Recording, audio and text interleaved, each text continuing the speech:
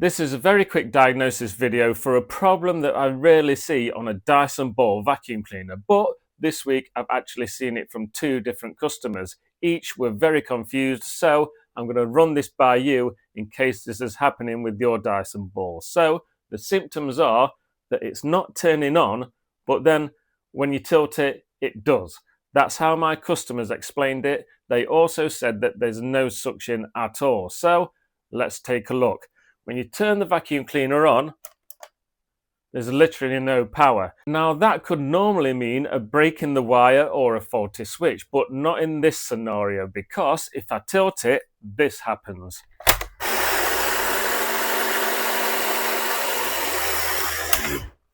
Now that's not the vacuum cleaner turning on, it's the brush bar motor turning on, which is normal when you tilt your vacuum cleaner. The brush starts spinning, but because of that and that activating that sound and stuff, the customer thought that their Dyson was only working when you tilted it, but the suction was just poor. So if this is happening to you, it is a rare occurrence, but it means that the main motor has failed. So it's not turning on at all. There's no suction from the wand. There'll be no suction from the floor tool, even if the brush is going crazy. You need a new motor.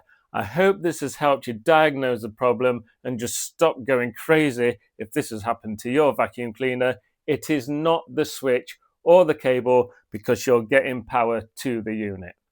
If your vacuum cleaner is turning on, however, and you're just struggling with suction, this is how to sort it on your Dyson Ball.